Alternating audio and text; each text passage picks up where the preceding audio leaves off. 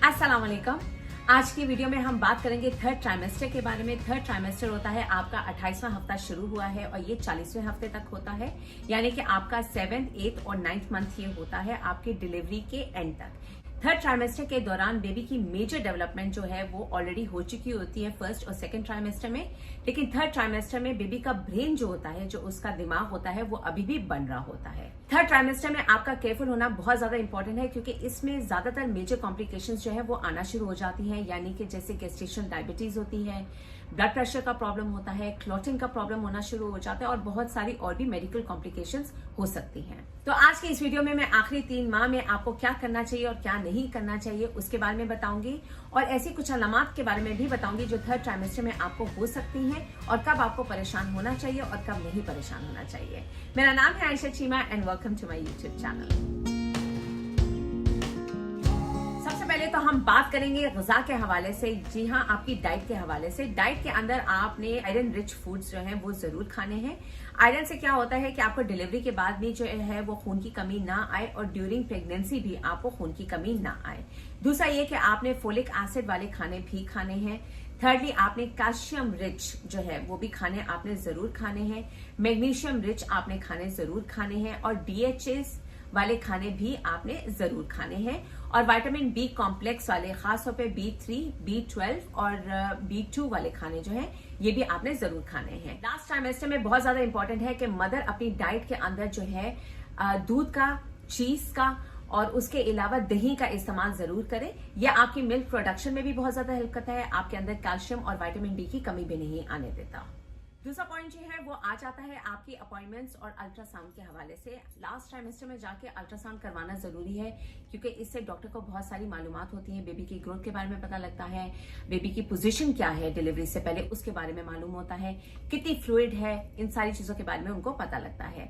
Secondly blood test बहुत ज्यादा important होता है, क्योंकि उससे आपका हीमोग्लोबिन, आपका खून की कमी तो नहीं है उसके बारे में मालूम होता है। आपकी डायबिटीज का चेक होता है, क्योंकि एंड में जाके गेस्टेशनल डायबिटीज जो शुगर का मसला है वो ज्यादा खवातीन में आ जाता है। आपका ब्लड प्रेशर मॉनिटर करवाना बहुत ज्यादा इंपॉर्टेंट है। यूरिन का टेस्ट जो है उसका करवाना बहुत ज्यादा इंपॉर्टेंट है कि आपको आपके यूरिन में इन्फेक्शन तो नहीं हो गया है। थर्ड ये आ जाता है कि आप जितना रेस्ट कर सकती हैं आप जरूर करें, और उसके अलावा अपनी नींद भी आपने जरूर पूरी करनी है। गूगल से आपने दूर रहना है और हर चीज को आपने सर्च नहीं करना है।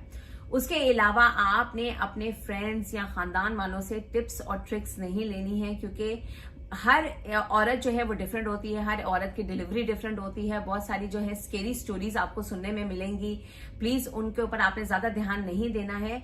नेक्स्ट आ जाता है कि आपने अपने आप को टाइम देना है, सेल्फ ग्रूमिंग के लिए टाइम देना है। सेल्फ ग्रूमिंग से मतलब ये है कि अगर आपको रूट टचअप्स की जरूरत है, हेयर कलर लगाने की जरूरत है, तो आप जरूर कर सकती हैं। ठीक है, पेडिक्योर करवाने जा सकती हैं, अपना मैनिक्योर करवाने जा सकती हैं। नेक्स्ट पॉइंट आ जाता है टाइम के हवाले से। आपने ना सिर्फ अपने आप को टाइम देना है, आपने अपनी फैमिली को भी टाइम देना है।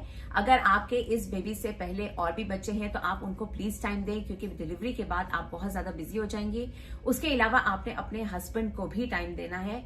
Go out with your husband, आप अपने हस्बैंड के साथ बाहर जाएं। उसके अलावा आपने अपनी बॉडी के ऊपर बहुत ज्यादा ध्यान देना है। अब उस हवाले से मैं कुछ पॉइंट्स यहाँ पे मेंशन कर देती हूँ। एक तो ये कि अगर आपको बहुत ज्यादा सर में दर्द रहना शुरू हो गई है, एंड में जाके आपके हाथ और पांव जो है वो स्वेलिंग होना शुरू हो गई है, वो फूलना शुरू हो गए हैं, तो प्लीज फौरन जाके अपने डॉक्टर से आपने रुजू करना है। ठीक है। सेकेंडली ये कि अगर आपको ब्लीडिंग होना शुरू हो गई है थर्ड ट्राइमेस्टर में जाके और ब्लीडिंग बढ़ती जा रही है, तब भी आपने अपने डॉक्टर को जरूर चेक करवाना है। थर्डली ये कि अगर आपको कॉन्ट्रैक्शंस आना शुरू हो गई हैं, कॉन्ट्रैक्शंस जो है कुछ नकली कॉन्ट्रैक्शंस आती हैं। नकली कॉन्ट्रैक्शंस को हम कहते हैं ब्रैक्सटन हिक्स कॉन्ट्रैक्शन। तो ब्रैक्सटन हिक्स कॉन्ट्रैक्शन क्या होती हैं? ये नकली कॉन्ट्रैक्शंस होती हैं जो इरेगुलर होती हैं। ठीक है, और यहाँ पे आपको जो है टाइटनेस, अपना पेट जो है आपका एकदम खिंच जाता है, खिंचाव सा महसूस होना शुरू हो जाता है। ठीक है, इसके और लेबर पेन के दरम्यान में काफी फर्क होता है, क्योंकि लेबर पेन में आपको दर्द भी साथ होती है, इसके साथ आपको दर्द नहीं होती है। लेकिन अगर आपको इस तरह की ब्रैक्सटन हिक कॉन्ट्रैक्शंस हो रही हैं तो ये नॉर्मल लेबर में भी जा सकते हैं, आप नॉर्मल कॉन्ट्रैक्शंस भी हो सकती हैं। तो आपने इसको टाइम करना है। अगर ये हर 10 मिनट बाद आपको हो रही है, रेगुलर हो रही है, इसके साथ साथ आपको पेन आना शुरू हो गई है या आपका वाटर ब्रेक हो जाता है, तो फौरन आपने डॉक्टर के पास अपने चले जाना है, इमरजेंसी डिपार्टमेंट में चले जाना है। अगर आपको ब्रैक्सन हिक्स हो रही है और आपको पता है कि ये नकली कॉन्ट्रैक्शंस हैं और ये सेटल डाउन नहीं हो रही हैं, काफी इरेगुलर हैं, काफी ज्यादा होना शुरू हो गई हैं, तो आपने गर्म दूध का ग्लास जो है वो पी लेना है, उससे काफी बेहतर हो जाता है। अगर उससे भी बेहतरी नहीं आ रही है तो आप नीम गर्म पानी के अंदर अपने आप को जो है वो सोक कर सकती हैं, बाथ ले सकती हैं, और ये आपने सिर्फ आधे घंटे के लिए जो है सिर्फ लेटना है इस बात के अंदर, उससे ज्यादा नहीं। एक और अलामत जो आती है वो है ब्रेस्ट मिल्क की। कुछ खवातीन के अंदर ही आती है, सबके अंदर नहीं आती है, कि आपका ब्रेस्ट मिल्क जो है वो निकलना शुरू हो जाता है, जिसको हम प्री मिल्क भी कहते हैं, कोलेस्ट्रम भी कहते हैं।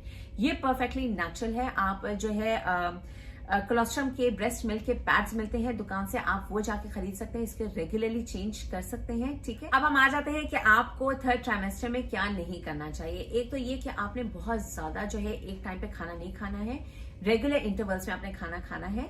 बहुत ज्यादा आपसे खाया भी नहीं जाएगा क्योंकि आपके बेबी की ग्रोथ जो है वो फुल साइज हो चुकी हुई है, तो उस टाइम पे डिफिकल्ट हो जाता है। सेकेंडली ये कि आपने अपने बैक के ऊपर नहीं सोना है और अपनी राइट साइड के ऊपर नहीं सोना है, लेफ्ट साइड के ऊपर सोना है। ये इसलिए क्योंकि आपका जो ब्लड की सर्कुलेशन है वो रुक सकती है बेबी को, और ये खतरनाक हो सकता है मदर के लिए भी और बेबी के लिए भी। उसके अलावा प्रेशर पड़ता है आपके बच्चेदानी के ऊपर, उसके अलावा प्रेशर पड़ता है आपके मैदे के ऊपर, आपके जो है किडनीज के ऊपर, आपके हार्ट के ऊपर प्रेशर पड़ेगा। तो बेहतर है कि आप लेफ्ट साइड की तरफ करवट लेकर सोएं। थर्डली बहुत इंपॉर्टेंट है कि इस टाइम पे आपने एयर ट्रैवल बिल्कुल नहीं करना है, या दूर जगह पे आपने ट्रैवल नहीं करना है। जब हम ट्रैवलिंग के हवाले से बात ही कर रहे हैं, तो आप अगर ड्राइव करती हैं तो बेहतर है कि एंड में जाके आपने ड्राइव नहीं करना है, क्योंकि बेली आपकी बड़ी हो चुकी होती है और स्टीयरिंग व्हील जो है वो बिल्कुल सामने होता है। खुदा ना खासा अगर एक्सीडेंट हो जाए या कोई भी झटका लगे तो वो बेबी के लिए अच्छा नहीं है, आपके लिए अच्छा नहीं है। नेक्स्ट क्वेश्चन आ जाता है मिलने के हवाले से। मिल आप सकते हैं अगर आपकी ड्यू डेट जो है वो करीब है, लेकिन अगर आपका 7वां या 8वां माह चल रहा है तो उसमें हम कहते हैं कि बेटर है कि आप अवॉइड करें। और लास्ट आ जाता है जी कैस्टर ऑयल के हवाले से। ये मैंने बहुत दफा सुना है कि हमारी डिलीवरी की डेट करीब थी तो हमने कैस्टर ऑयल पी लिया। प्लीज ऐसा मत करें, क्योंकि कैस्टर ऑयल की वजह से आपकी गट की जो मोटिलिटी है वो इंक्रीज हो जाती है। गट की मोटिलिटी का मतलब ये है कि आपको बाथरूम जाना पड़ेगा। तो ये सिर्फ ना कि आपके पेट के ऊपर, आपके पेट को खराब करेगा, आपके पेट के ऊपर इफेक्ट करेगा, बल्कि बच्चे के पेट के ऊपर भी इफेक्ट करेगा। अगर बच्चे का पेट खराब हो गया तो वो डायरिया कर सकता है माँ के पेट के अंदर, जिसको हम कहते हैं मिकोनियम। ठीक है, उसकी वजह से भी प्रॉब्लम आ सकती है। वो बहुत खतरनाक होता है बच्चे के लिए भी और माँ के लिए भी। ऐसे केस सिनारियो में अगर ऐसा हो जाए कि बच्चा माँ के पेट के अंदर जो है वो अपना स्टूल्स पास कर देता है, अपना डायरिया कर देता है, तो ऐसे केस सिनारियो में इमरजेंसी सेक्शन करना पड़ जाता है। तो इसलिए मेरा एडवाइस आपको यही होगा कि कैस्टर ऑयल आपने पीना नहीं है, या बटर या घी आप अपनी स्किन के ऊपर उसका मसाज करें, उस एरिया के अंदर मसाज करें, और आपने बटर और घी का इस्तेमाल एंड में जाके आप अपने खाने में करें, ताकि आपकी डिलीवरी जो है वो स्मूथली हो सके। ठीक है, उम्मीद करती हूँ ये वीडियो आपके लिए मुफीद थी। मेरी अगली वीडियो तक के लिए आप अपना बहुत ज्यादा ख्याल रखिएगा। अल्लाह हाफिज।